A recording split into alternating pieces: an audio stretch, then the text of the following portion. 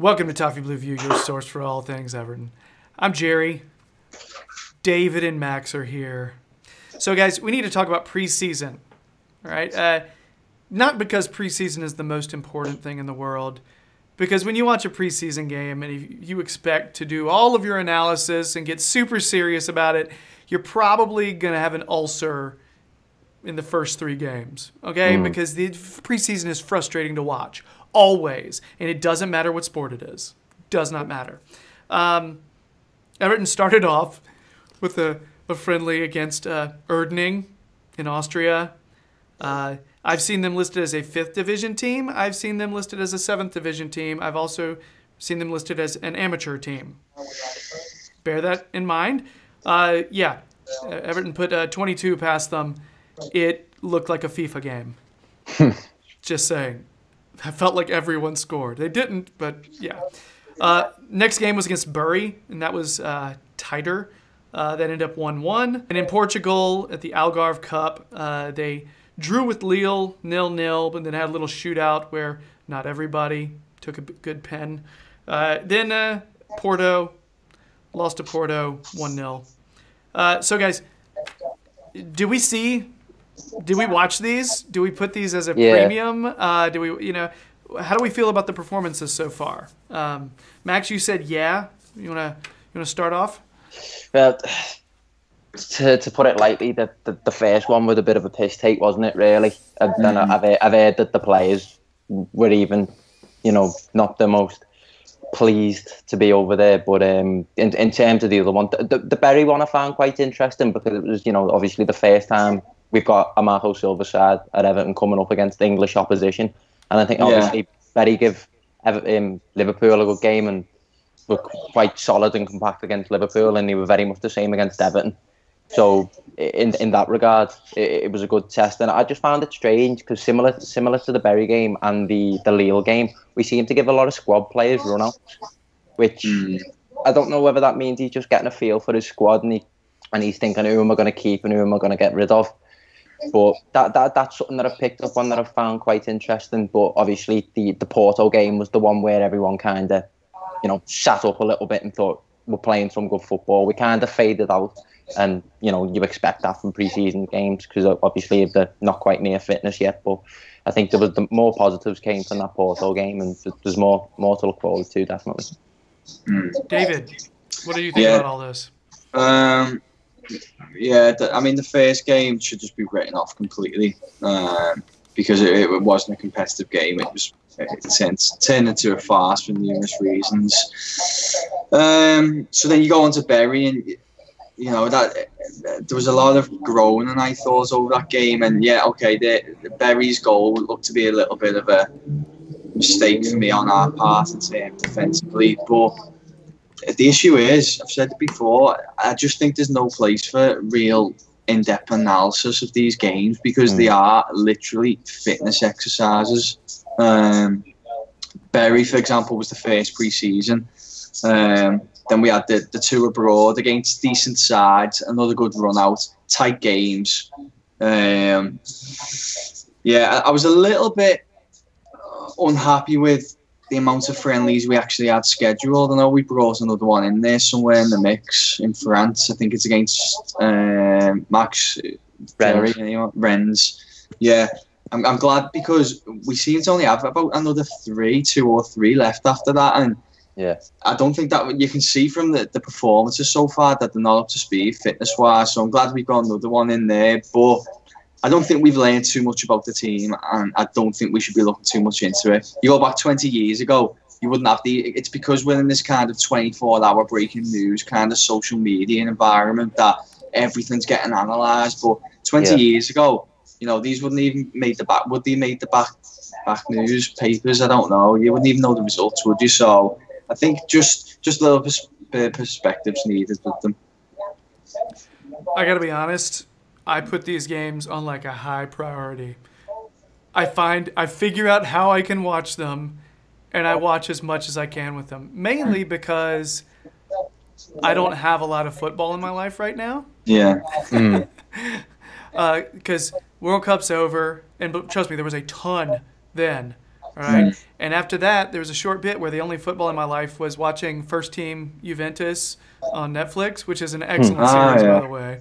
I haven't so watched good. it yet. Second season just came out, and and you guys have Arlo White doing narration for the British one, but the one here is actually an Italian narrator. So we have it's American or English subtitles.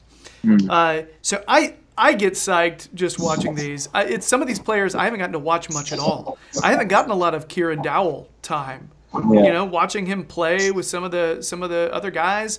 Some of these players like Sandro. When's the last time we got to watch Sandro play? It's been a while. So I like seeing potential reemerge.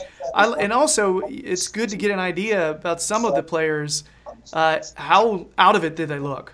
Certain ones look really, really not ready. Yeah. Okay. So Jagielka is a bit of a standout for me at the moment.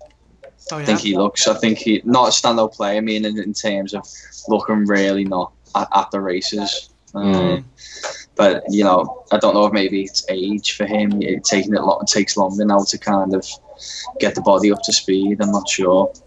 So do you think a preseason has hurt or helped him? You think it's hurt him? I don't know if I'd say it's hurt him as such. I just think age is showing, isn't it? Yeah, pretty much. It seems to be taking him longer to kind of, lose that stiffness and get the body flowing. But I suppose that's how old is he now? He's like 34, isn't he, or something? So I suppose it's to be expected, isn't it? Yeah, he was one that I wasn't sure if he was going to make it this season. I wasn't sure if he was going to still be with us. But I think we have way too many players to unload, and I just don't think. I think he'll still be here because there's too many others we got to get rid of. Yeah, and on such high wages, it's not going to happen. So I've got some other players I want to quickly mention. Just give me an up or a down if you feel like they're still going to be here at the end of preseason. Okay. Okay. So Sandro. Yeah. Oh, sorry. He's proven himself to be a really deft crosser of the ball. He looks better than I was expecting. And he's working hard. It's also just quickly on him. Sorry, it's also nice to see, bearing in mind all these comments that were coming out about he was definitely not returning. It seems like he's enjoying himself a little bit again in the Everton setup, which is good. Yeah. Besic. Yeah. Clausen.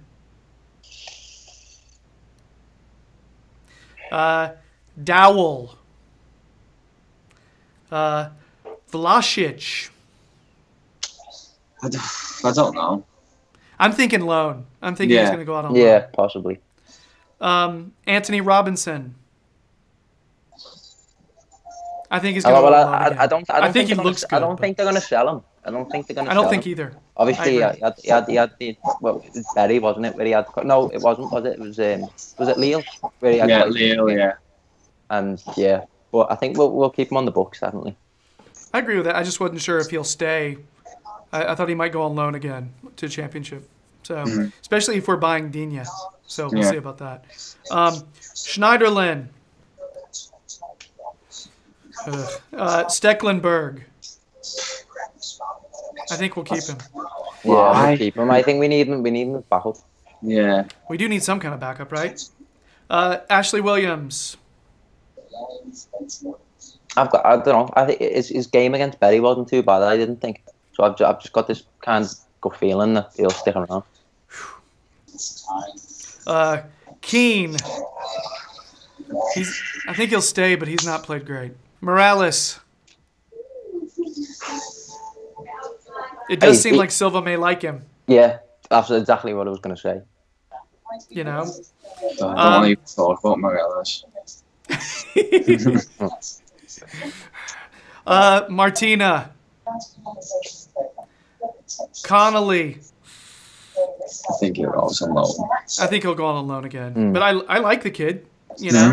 He's a big kid. I didn't realize he was that big.